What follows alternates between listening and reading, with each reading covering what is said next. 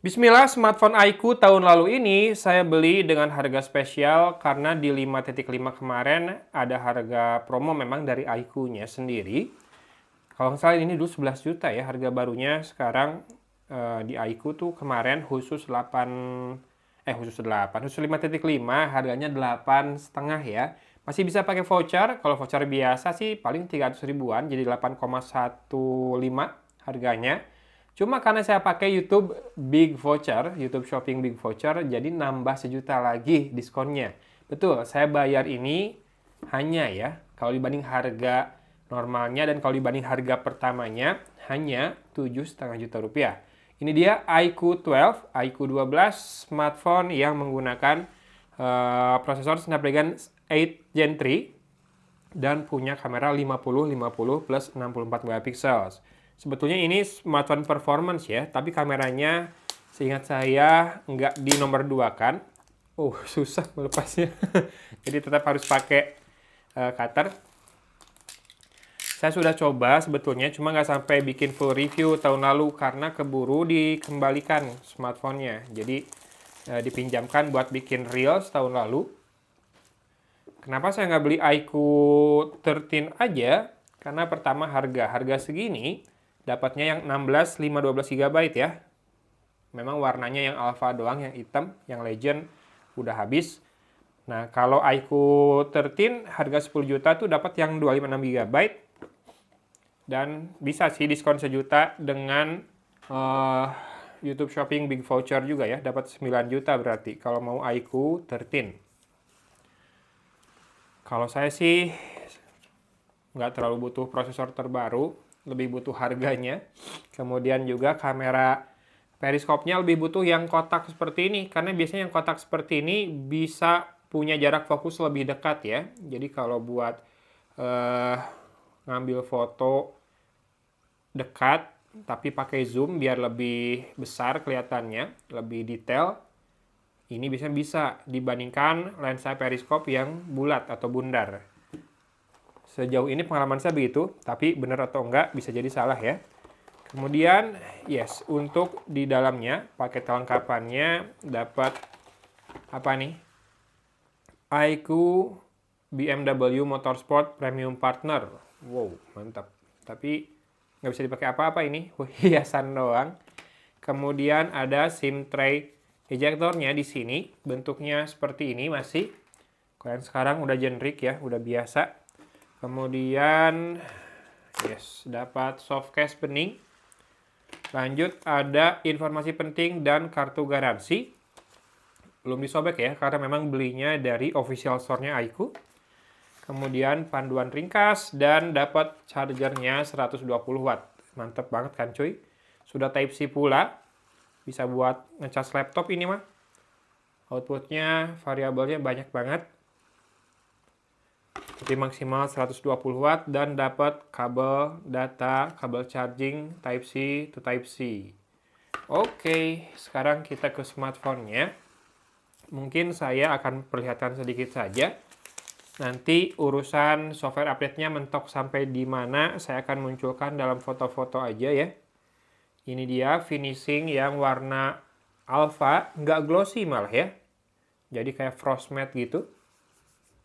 Licin banget tetap, tapi tidak akan mudah meninggalkan bekas sidik jari atau minyak. Tuh, finishingnya keren juga. Cuma nggak ada warna-warna BMW yang 3 warna itu ya.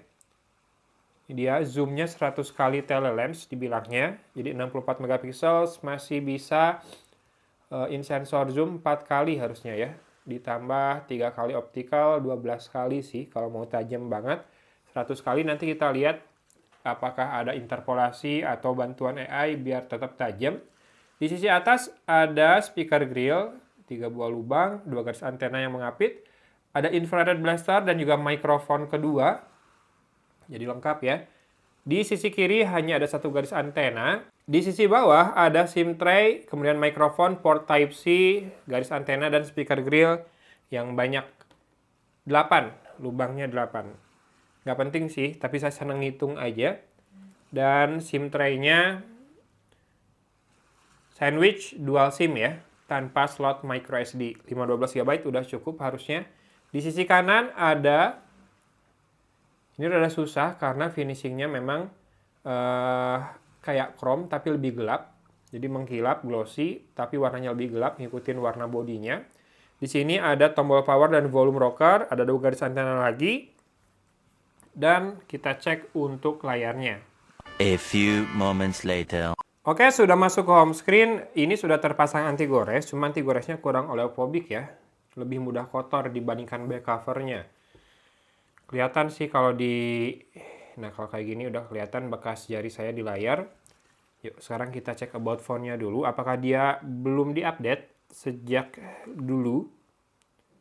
Yes, masih PhoneTouchOS 14 dengan security update-nya di 1 April 2024. Jadi belum update sama sekali ya. Saya juga belum connect Wi-Fi.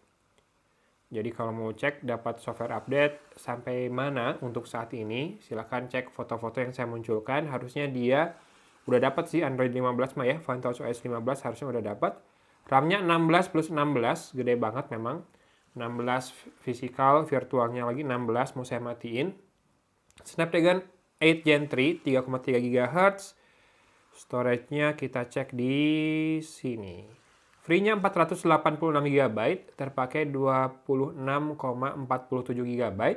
Ini refresh rate-nya maksimal 144 Hz ya.